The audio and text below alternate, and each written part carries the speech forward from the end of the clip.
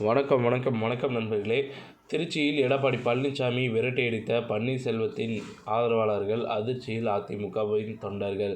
என்னாச்சு என்பதை இந்த வீடியோவில் முழுமையாக நம்ம தெளிவாக பார்க்க போகிறோம். இந்த வீடியோவை மட்டும் ஸ்கிப் பண்ணாமல் நீங்கள் முழுமையாக பாருங்கள். வருகின்ற அக்டோபர் வருகின்ற 17ஆம் தேதி அப்படின்னு சொல்லியிருந்தாங்க. நேற்றைய தினம் 17ஆம் தேதி எடப்பாடி பழனிசாமி தலைமையில் அதிமுக 52ஆம் ஆண்டு விழாவை கோலாகலமாக கொண்டாடுவதற்காக திருச்சி வந்திருந்தார்.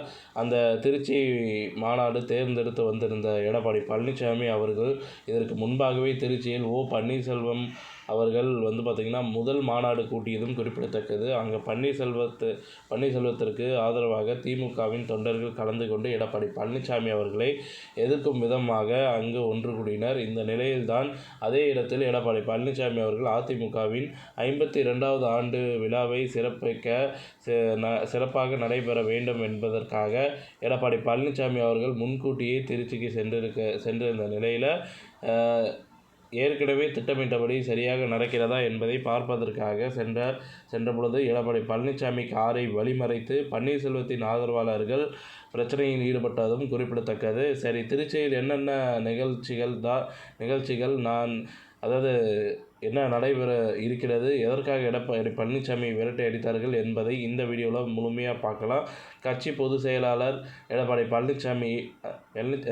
பழனிசாமி அறிவித்ததின்படி செவ்வாய்க்கிழமை 3:05 மணிக்கு பார்த்திங்கன்னா புகார் ஒன்று தெரிவிச்சிருக்கிறார். தெற்கு மாவட்ட சார்பில் திருவரம்பூரில் உள்ள வளாகத்தில் உள்ள எம்ஜிஆர் ஜெயலலிதா சிலை படத்திற்கு மாலை அணிவித்து மரியாதை செலுத்தும் விதமாக உள்ளதாகவும், அதற்கு பிறகு நடைபெறும் பொதுக்கூட்டத்தில் நலத்திட்ட உதவிகள் வழங்கப்பட உள்ளதாகவும், தெற்கு மாவட்ட பகுதியில் கொடியேற்றப்பட உள்ளதாகவும், தொடர்ந்து 17ஆம் தேதி முதல் சட்டப்பேரவை தொகுதி வாரியாக பொதுக்கூட்டங்களும் நடைபெற உள்ளன என்ற அறிவிப்புகளை எடப்பாடி பழனிசாமி அவர்கள் கூறியிருக்கிறார்.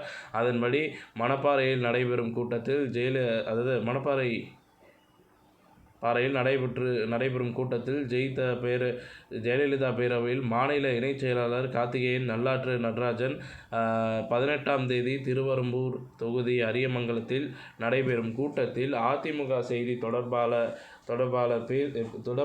பார்த்திங்கன்னா பேராசிரியர் கல்யாண சுந்தரம் துரைசாமி, லால்குடி தொகுதியில் நடைபெறும் கூட்டத்தில் நடிகர் ரங்கநாதன் இவர்கள் பங்கேற்க உள்ளதாகவும், தொடர்ச்சியாக பொதுக்கூட்டங்களை நடத்த உள்ளதாகவும் தற்பொழுது தகவல்கள் வெளியாகி இருக்கிறது.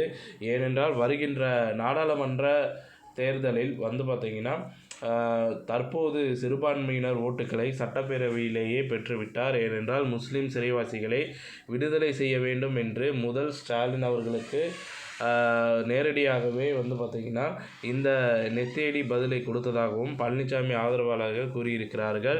இந்த நிலையில்தான் 17ஆம் தேதி அக்டோபர் நடைபெற உள்ள பொதுக்கூட்டத்தில் கலந்து கொள்வதற்காக எடப்பாடி பழனிசாமி அவர்கள் முன்னேற்பாடுகள் சரியாக இருக்கிறதா, திருச்சியில் ஏனென்றால் மதுரையில் நடைபெற்றது போல் பார்த்திங்கன்னா குளறுபடிகள் எதுவும் நடைபெறாமல் இருப்பதற்காக தற்போது திருச்சிக்கு சென்றிருந்தார். அங்குதான் எடப்பாடி பழனிசாமி காரை வழிமறைத்து பன்னீர்செல்வத்தின் ஆதரவாளர்கள் பிரச்சனையில் ஈடுபட்டதாகவும் தெரிய வருகிறது.